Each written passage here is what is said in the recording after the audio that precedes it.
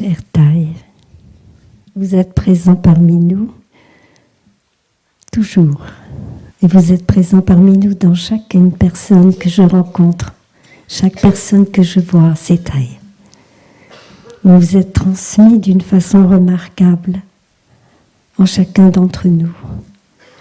Vous vous êtes transmis à travers vos enseignements, à travers la pratique merveilleuse que vous nous avez enseignée. Nous sommes votre descendance. Vous nous avez dit que nous étions votre héritage. Vous avez beaucoup d'héritage, cher Thaï.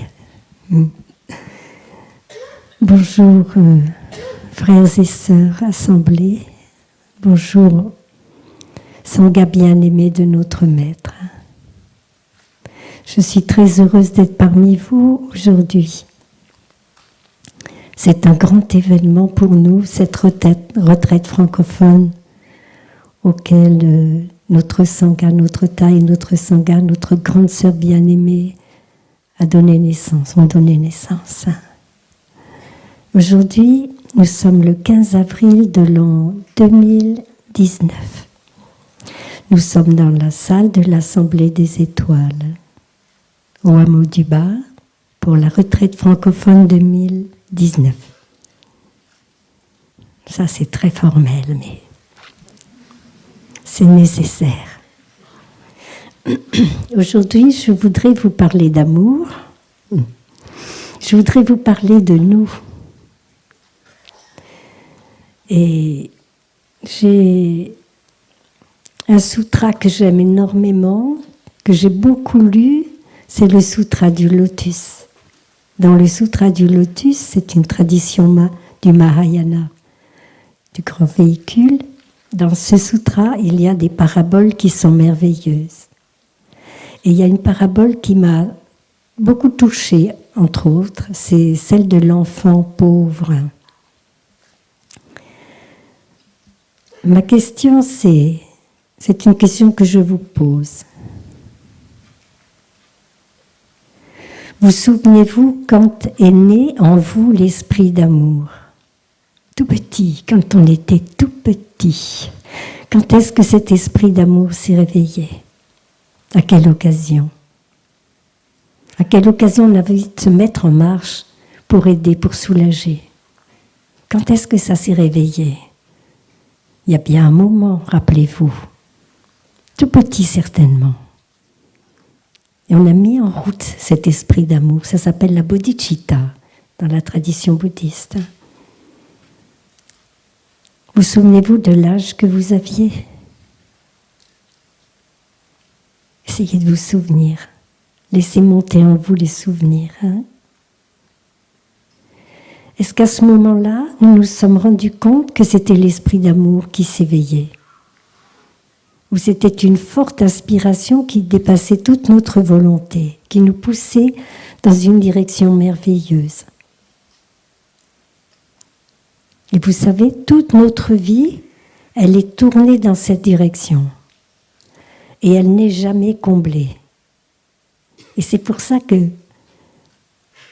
nous sommes sur cette terre en train de chercher quelque chose. On l'a rencontré quand on était tout petit. On l'a probablement goûté quand on était près du cœur de notre maman. Vous savez, quand on entendait... C'est vrai, on entendait ça.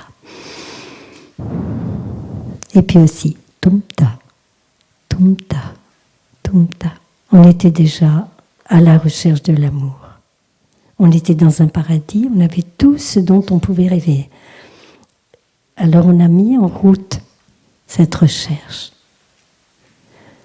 Oui, il y a un endroit, il y a un lieu, il y a quelque chose qui a le goût de l'amour. Je l'ai déjà goûté, mais où ça se trouve ? Où cela se trouve-t-il ? Et nous partons sur la route. Nous cherchons. Nous essayons de trouver.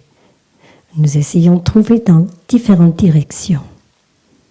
Et nous pensons toujours qu'il y a quelqu'un qui va combler ce vide, qui va pouvoir arriver à nous satisfaire complètement, que nous soyons rassasiés et que nous nous arrêtions de courir après cette merveille dont on a goûté détecter un petit peu le goût. Alors nous sommes en route. Et nous sommes en route depuis que nous sommes tout petits. L'avons-nous trouvé? Avons-nous trouvé cet amour que nous cherchions? L'avons-nous rencontré? Et sous quelle forme?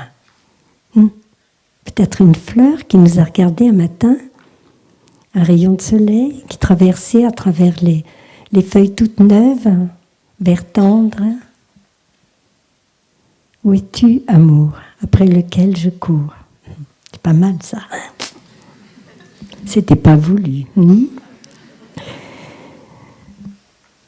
Je vais vous raconter l'histoire de l'enfant pauvre.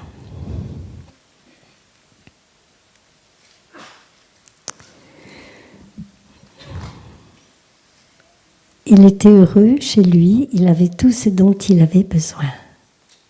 Un papa, une maman qui étaient riches suffisamment pour avoir tout ce dont on peut avoir besoin. Vous savez, par exemple, un toit au-dessus de nos têtes, des murs solides pour les soutenir, un plancher à travers lequel on ne passe pas quand on marche. Ça existe pour de vrai.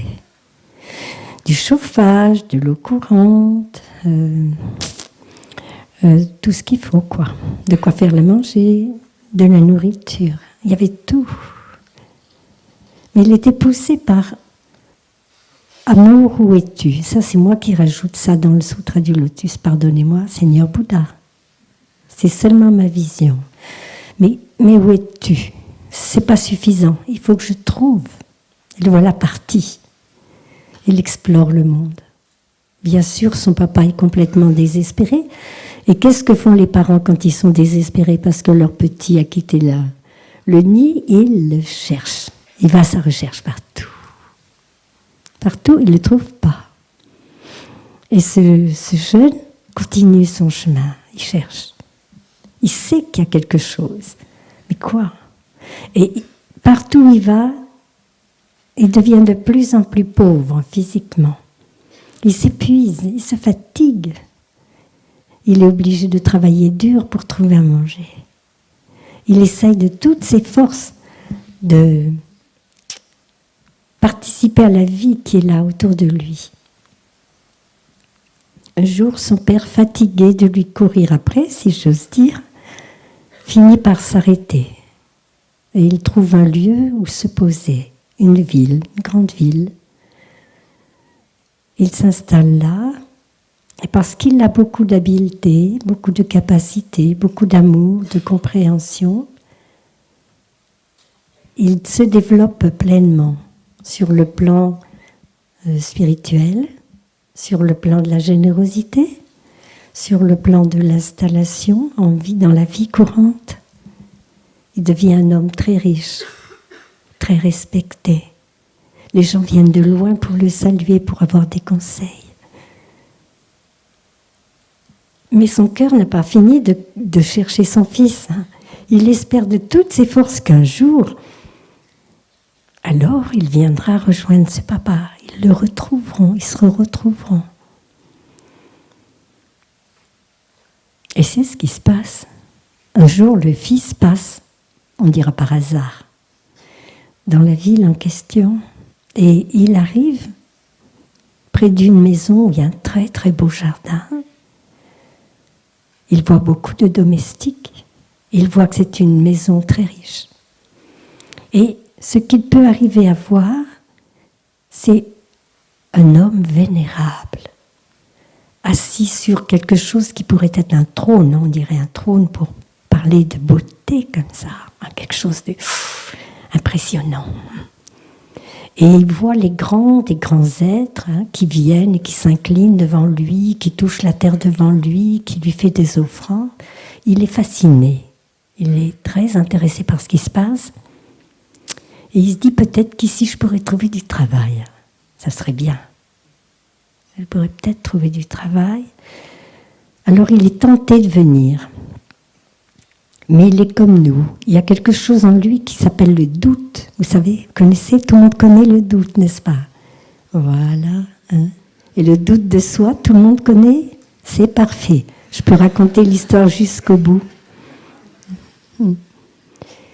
Donc voilà, cet enfant s'apprête à venir et tout à coup il se dit, mais vu comment je suis habillée, on ne va pas me donner de travail parce que les serviteurs qui sont ici, ils sont habillés presque comme des princes. Donc on ne va pas vouloir de moi, on va penser que je suis venue voler quelque chose. Vu mon apparence, c'est pas possible, quoi. Et à ce moment-là, son père le voit et reconnaît dans cet être errant, habillé de lambeaux et sale, son enfant bien-aimé. Alors son cœur se dilate, il s'ouvre. Et il dit à ses ouvriers, il ne faut personne par ses ouvriers, personnes qui sont à côté, s'il vous plaît, rattrapez-le, ramenez-le-moi. Mais qu'est-ce qui se passe quand il voit des personnes qui s'approchent de lui? Vu le mental qu'il a développé, il est persuadé qu'on va le prendre pour un voleur. Donc c'est déjà fait. Le Bouddha dit, l'esprit crée le monde, hein, d'accord? Et c'est ce qui s'est passé. Dans son esprit, il était persuadé qu'on lui voulait du mal et qu'on allait l'enfermer en prison. Il est tellement bouleversé qu'il s'évanouit. Son père demande aux personnes de le lâcher et de revenir. Et il demande à un de ses domestiques de s'habiller comme cet homme. Il ne dit pas, c'est mon fils, je l'ai retrouvé. C'est un secret. Il ne peut pas le dire. Il faut d'abord apprivoiser l'enfant pour pouvoir recommencer à avoir des relations merveilleuses avec lui.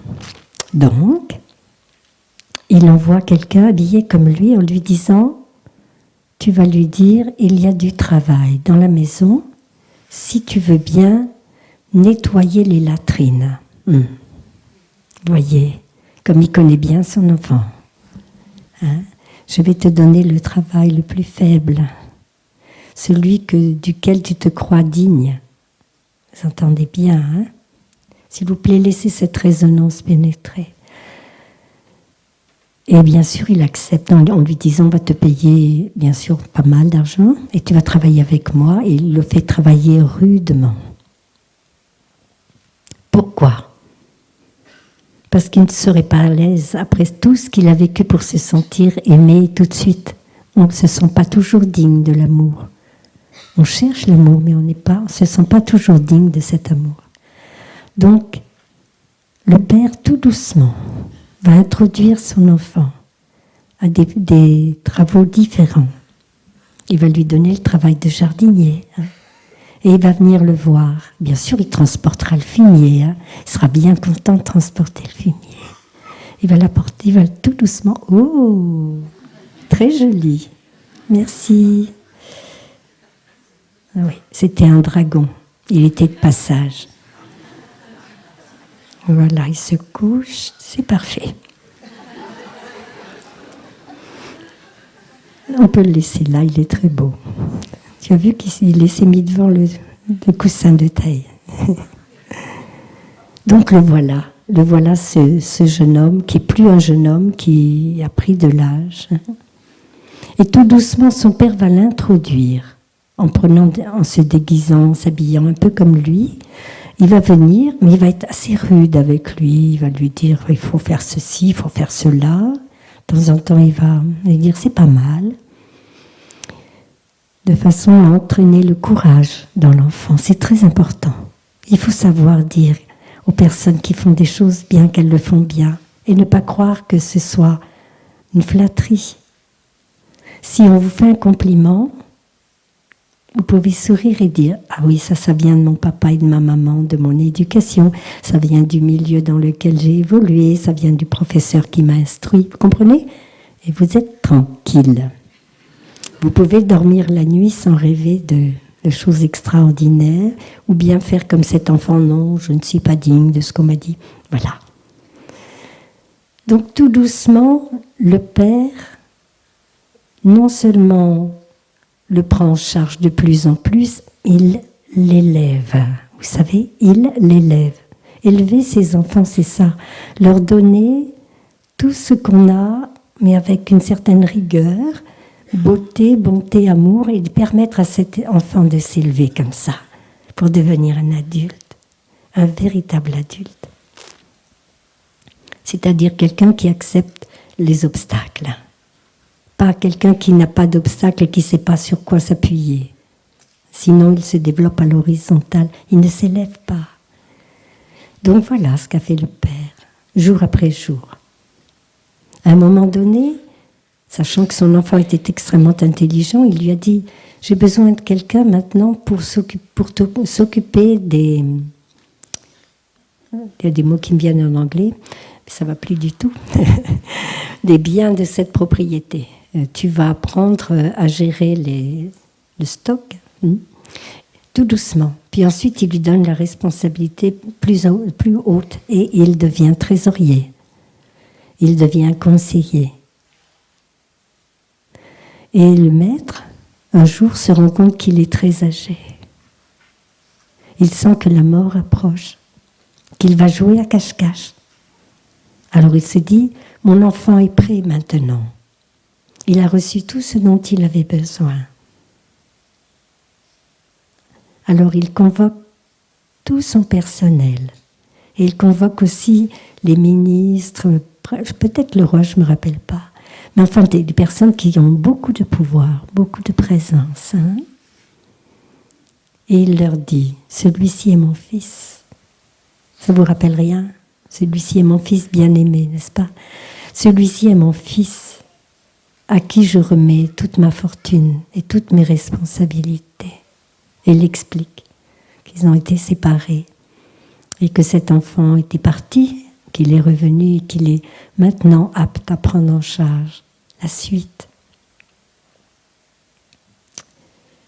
Est-ce que cela vous rappelle quelque chose concernant votre propre expérience de vie?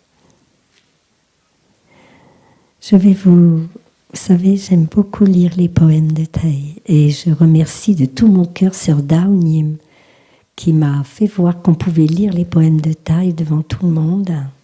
Elle aime bien faire ça, elle aussi. Donc un grand merci Sœur Dao Nyim.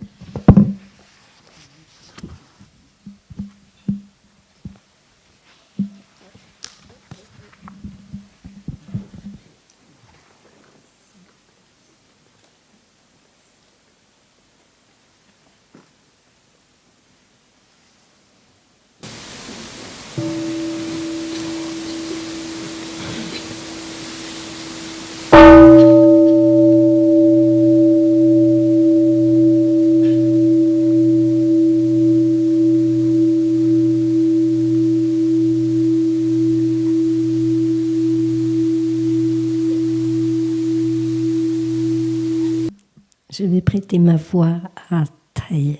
Je ne vais pas vous lire le poème tout entier. Je vais vous lire le début et puis une partie de la fin seulement parce qu'il est très long. À la recherche l'un de l'autre. Ça ressemble à ce que je viens de lire. Honoré du monde, je vous ai cherché depuis mon enfance, depuis mon premier souffle. J'ai entendu votre appel. Je suis partie à votre recherche, Bhagavan. J'ai parcouru tant de chemins périlleux, rencontré tant de dangers. Dans mes pérégrinations, j'ai enduré désespoir, peur, espoir et souvenirs. Vers les contrées les plus lointaines, sauvages et immenses, je suis partie. Sur les étendues d'étranges océans, j'ai navigué. Sur les plus hauts sommets perdus dans les nuages, j'ai grimpé. J'ai plusieurs fois gis, mort, dans une solitude absolue, sur le sable d'anciens déserts. J'ai tenté de retenir dans mon cœur les nombreuses larmes de pierre. J'ai rêvé de boire les gouttes de rosée scintillantes de l'éclat des galaxies lointaines. J'ai laissé des traces de pas sur les montagnes célestes des dieux. J'ai hurlé du fond de l'enfer à Vichy, exténué et perdu de désespoir. C'est parce que j'avais faim, c'est parce que j'avais soif. Au cours de mes dizaines de millions de vies, j'ai désiré découvrir l'image de celui qui est parfait, bien que je n'en connaisse pas exactement le lieu. Ô béni, je sens du fond de mon cœur la merveilleuse certitude de votre présence. Vous remplacez le mot Bhagavan, si vous voulez, par amour, hein, celui qu'on cherche partout.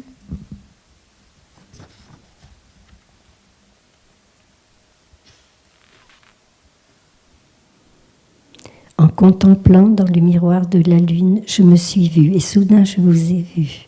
Bhagavan, vous étiez souriant, comme c'est étrange. La lune brillante de la liberté venait juste de me revenir. En un seul instant, tout ce à quoi j'ai cru, je l'avais perdu. Dès lors, à chaque instant qui suivit, je vis que rien ne m'avait quitté, qu'il n'y avait rien à retrouver. Chaque fleur, chaque caillou et chaque feuille me regarde et me reconnaît. Où que se tourne mon regard, je vous vois sourire, de ce sourire qui ne naît ni ne meurt. Vous avez reconnu notre chemin à travers la voie de notre Maître.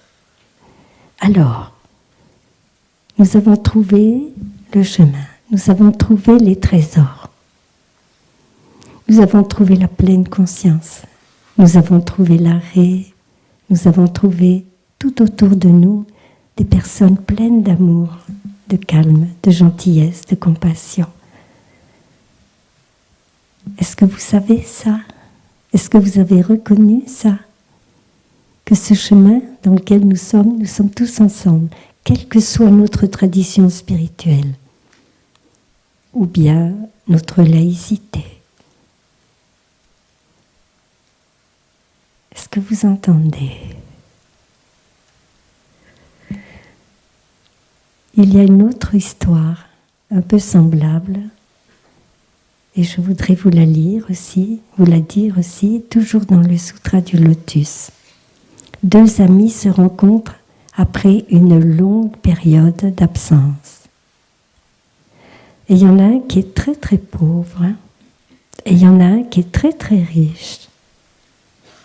Ils se parlent, ils se racontent leur vie, ils s'écoutent avec attention, avec pleine conscience, avec amour, avec gratitude aussi par rapport au fait de s'être retrouvés. C'est une merveille de pouvoir se retrouver. Et ils passent une soirée merveilleuse ensemble. La personne très riche dort chez la personne qui est très pauvre, très simplement. Et puis, ils s'endorment. Et au matin, la personne qui est très riche, elle a quelque chose à faire. Il faut absolument qu'elle parte. Elle ne veut pas réveiller son ami. Son ami dort. Il est abandonné dans son sommeil. La veille, il lui a parlé de beaucoup de belles choses. Ça, c'est moi qui rajoute. Il lui a appris à regarder la pleine conscience, à regarder la beauté de ce qui l'entoure, à avoir confiance en lui. Il lui a appris qu'il était un Bouddha en devenir, qu'il allait devenir une personne éveillée, qu'un jour, tous les êtres s'éveilleraient sur cette terre. Il lui a raconté tout ça. Et peut-être il lui a appris la marche méditative, il faudra demander au Bouddha. Peut-être il lui a appris la marche méditative, il lui a appris à vivre. Comme on vient faire ici, on réapprend tout, vous avez remarqué? Alors on croyait qu'on savait respirer, tout a recommencé. On savait qu'on croyait marcher, ça y recommence. On croyait qu'on savait s'asseoir, c'est une nouveauté. C'est très neuf, plein d'amour, plein de beauté. Donc cet ami lui a transmis ça. Et au matin, il voit qu'il ne peut pas réveiller son ami, mais qu'il a lui des joyaux dans sa poche. Un trésor de l'argent, des joyaux. Alors il pense, mon ami est très pauvre, si je laisse les joyaux comme ça, peut-être il ne va pas les voir, ou il va croire qu'on quand quelqu'un, un voleur, a déposé ça près de lui et puis s'est sauvé, il a peur de se faire gronder à sa place. Donc, bon. Et il découvre dans la doublure de sa veste, la veste de son ami, qu'il y a un espace par lequel il peut rentrer des joyaux. Et il lui met, peut-être, allez, qu'est-ce que vous aimez? Les diamants, des rubis, des pierres précieuses, n'est-ce pas? Dans la doublure. Avec ça, il a de quoi vivre jusqu'à la fin de sa vie, heureux, dans le bonheur, sans souci. Il peut quitter les soucis du passé et ne pas s'en faire pour le futur. Vous vous rendez compte? Oh, superbe. Au réveil, le monsieur très pauvre se réveille, l'ami très pauvre se réveille, et il se rend compte que son ami a disparu. Et il est très triste parce qu'il voulait lui dire au revoir, il voulait être près de lui, Alors il est triste. Et vous savez, il ne se rend pas compte que dans la doublure, il y a des trésors qui ont été déposés. Alors il reprend sa vie d'errance, à droite, à gauche. Et un jour à nouveau, le hasard merveilleux les réunit. Et l'ami très riche dit à son ami, mais comment se fait-il que tu sois encore comme ça? Il me semble que je t'ai laissé tout ce dont tu avais besoin. Mais tu n'as pas trouvé peut-être. Et il découvre qu'il avait ce trésor dans sa poche, quoi, dans la doublure. Heureusement, moi j'étais inquiète, heureusement il n'a pas acheté sa veste. Si, c'est vrai. Si, c'est vrai. Et moi j'ai y pensé, quand je lisais l'histoire, je me disais, oh mon Dieu. Je sais que normalement, je ne devrais pas vous faire rire quand on parle du Bouddha et des histoires du Bouddha, mais mes ancêtres en moi sont trop coquins. Alors de temps en temps, ils se remanifestent sous cette forme-là. Pardonnez-moi, Seigneur Bouddha. Je le dis sincèrement. Bon, et qu'est-ce qui s'est passé? Alors, il a retrouvé ses joyaux au contact de cette personne merveilleuse. Il a retrouvé ses joyaux, il a retrouvé sa voix, et il est sorti de la pauvreté. Pour moi, avec la lecture que m'a offert notre maître bien-aimé, notre grande sœur, parce que c'est mon second maître, Sir John Kong, et puis ma grande sangha monastique et laïque, j'étais un être pauvre, errant, cherchant l'amour. J'avais mes bien-aimés, mes enfants, j'avais mes parents. J'ai toujours été aimée, c'est une chance formidable. Vous vous rendez compte? Eh bien, j'étais encore à la course, là. Qu'est-ce que tu t'es caché? Mais où es-tu caché? Amour, où es-tu caché? C'était pas assez. Il y avait cette espèce de errance à l'intérieur de moi. Et j'ai rencontré la Sangha. On m'a appris à m'asseoir, on m'a appris à me lever, on m'a appris à respirer, on m'a appris à marcher. On m'a appris des trésors comme les touchers de la terre, où je pouvais poser à la terre toutes mes souffrances. Et ça, c'est descendu dans ma doublure de veste, vous savez? C'est ça le joyau qui a été destiné, qui nous a été destiné. Les joyaux sont... Faites attention, hein, à vos vestes, faites bien attention quand vous la changez. C'est déposé dans votre poche. Alors, je vais mettre un autre nom sur le mot poche, je vais mettre Alaya Vijnana, la conscience du tréfonds. La pluie du Dharma est un trésor. Vous avez écouté attentivement comme des enfants, comme des sages, comme des images. Donc, c'est tout rentré à l'intérieur. Donc, dans la doublure de votre veste, il y a des trésors. Plus d'errance, plus de course. Quand j'ai besoin, je tâte ma poche, là, ma doublure. Oh. Alors bon, j'avais oublié les trésors qui ont été transmis par Thaï, par le Bouddha. Nous ne sommes pas des êtres affamés. Nous ne sommes pas des êtres perdus sur cette planète à la recherche du bonheur. À l'intérieur de nous, comme le disait Taifapu, hein, notre très cher frère, hein, il nous disait qu'à l'intérieur de nous, il y avait déjà tout. Le maître Linchi, lorsqu'il regardait ses disciples, donc je prends la position de Thaï, du maître Linchi, disait en regardant ses disciples, « Je ne vois que des Bouddhas. » Est-ce que vous pouvez entendre ça? Je ne vois que des Bouddhas. On laisse partir les doutes. On laisse partir les souffrances du passé. On a des pratiques pour se transformer, pour transformer notre souffrance.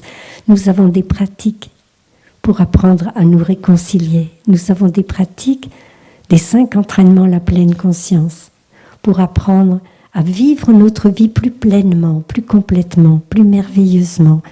Ils vont vous être présentés. Et j'ai été touchée par ce que disait Souko tout à l'heure en disant j'ai reconnu beaucoup de visages qui sont là depuis tellement longtemps. Et c'est vrai, ça me fait beaucoup de plaisir.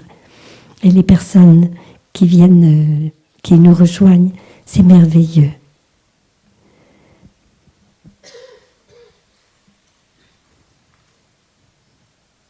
Comment arriver à avoir confiance en soi? Comment arriver à guérir ce petit enfant intérieur qui doute et qui court partout avec les bras tendus, maman, maman, maman, papa, papa, papa. Jamais complètement satisfait, jamais complètement apaisé, en l'aimant, quoi qu'il fasse. Un monsieur un ami, m'a posé la question. Il a fait un très grand éveil. C'est une personne qui a eu un très grand éveil. Oui. Je ne dirai pas son nom, ça ne se fait pas. Mais il a eu un très grand éveil. Quand il s'est rendu compte que ses actes dans la vie quotidienne, comme vendre de la nourriture qui n'était pas saine, complètement saine, hein, il a eu le courage de faire venir des spécialistes de ce genre de choses qui lui a enseigné, qui lui a dit non, il faut changer complètement de direction, ça ne va pas. Et il a fait venir toutes les personnes qui travaillaient sous sa responsabilité pour que cet enseignant leur enseigne que ce qu'ils avaient fait jusqu'à présent, ce n'était pas terrible. Il s'est remis complètement en question. Ça, c'est très rare, vous savez. Et il m'a posé cette question. Alors, devant l'assemblée à Lille, hein, et il m'a dit, Sœur Elisabeth, quand l'amour est réveillé, comment on fait pour que ça dure? Bien sûr, la respiration, la marche méditative. Et je lui ai dit, quoi qu'on vous fasse, quoi qu'on vous dise, l'amour seulement est la réponse. Et je l'ai laissé partir avec ça. J'espère que ça va marcher. Je vais dire pour lui, pour moi, parce que je donne une direction, mais il faut que je la pratique, parce que ça n'a pas de sens sinon. L'amour est la seule réponse. Je voudrais vous lire le deuxième thème de texte de Thaï. Vous voulez bien? Ça va? Un son de cloche, sœur, s'il te plaît.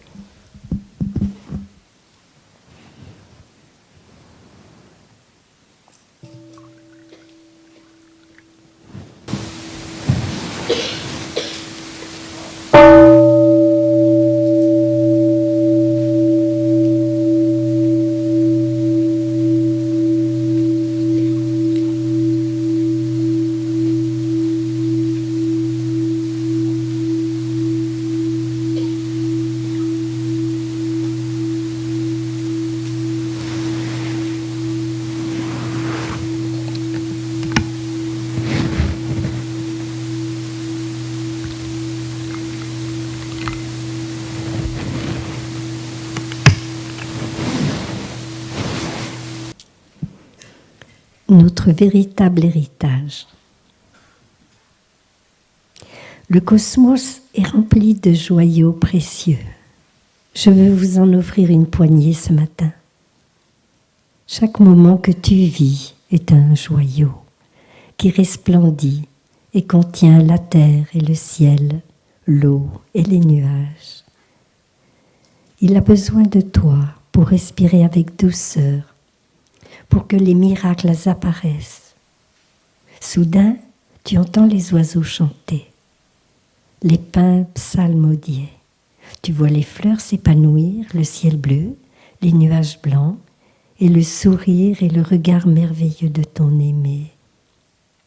Toi, la personne la plus riche du monde, qui a mendié partout pour vivre, cesse d'être l'enfant pauvre. Reviens et réclame ton héritage. Nous devons profiter de notre bonheur et l'offrir à chacun. Apprécier cet instant même, laisser se déverser le torrent du désespoir et prendre la vie à bras-le-corps. Magnifique.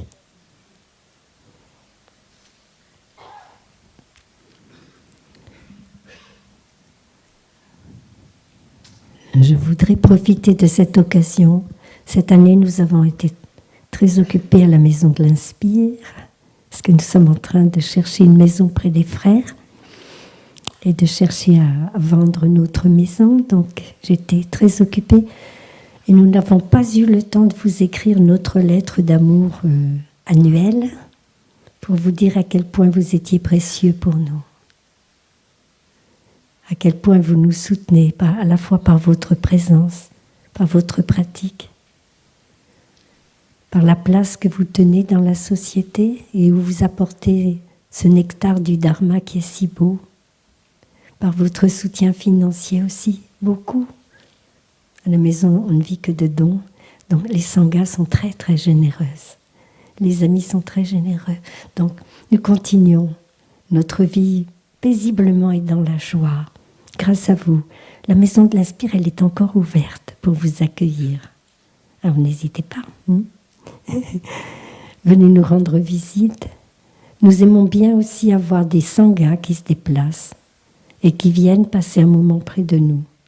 Quelquefois, les sanghas ont des soucis et ils viennent pour avoir une écoute profonde par rapport à ce qui ne va pas très bien dans leur vie quotidienne en sangha, pour pouvoir éclairer, poser un nouveau regard sur les choses avec plus de recul, plus d'amour, plus de compréhension. C'est ensemble qu'on donne naissance à la compréhension et à l'amour, comme le disait Taifabou tout à l'heure. C'est une merveille. Je crois que je vais m'arrêter là, c'est suffisant. Je vais vous souhaiter une excellente retraite. Beaucoup de bonheur, beaucoup de compréhension et d'amour. Et si par hasard dans vos chambres, il y a quelqu'un qui ronronne, mais qui ronronne un peu trop fort, souvenez-vous d'une chose. La personne qui ronronne, elle vous protège.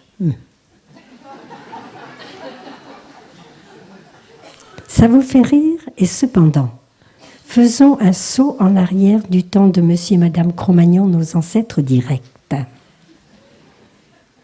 Vous voulez bien? Ça y est, vous êtes prêts? On fait un saut dans le passé.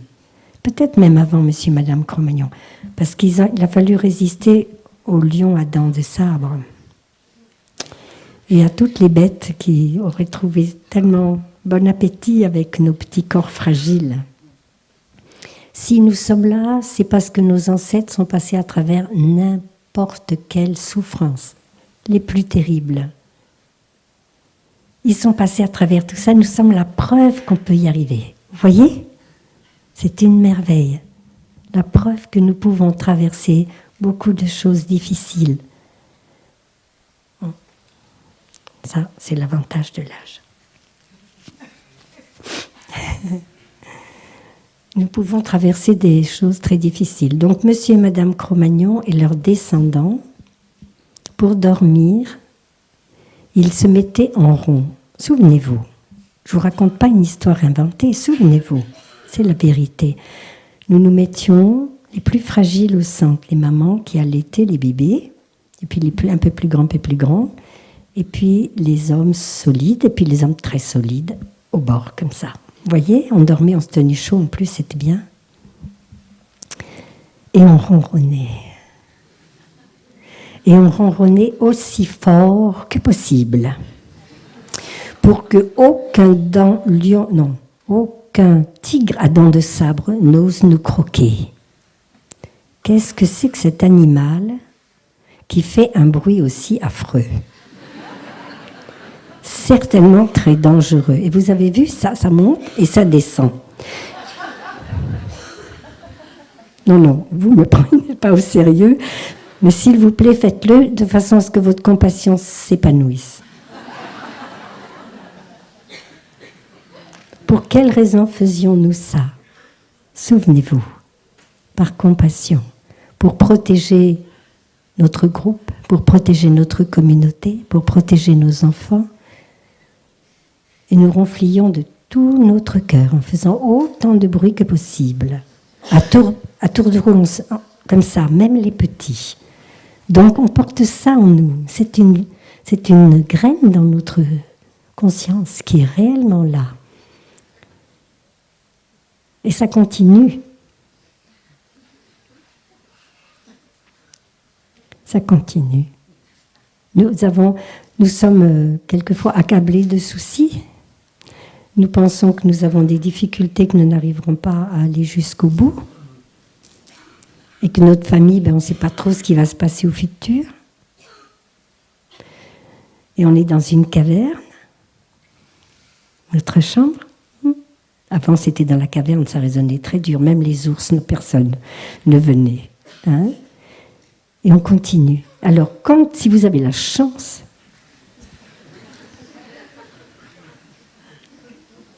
de vivre auprès de quelqu'un qui ronronne, soyez vraiment consciente que c'est un acte de protection. Vous avez vu, je suis sérieuse, je ne ris pas du tout.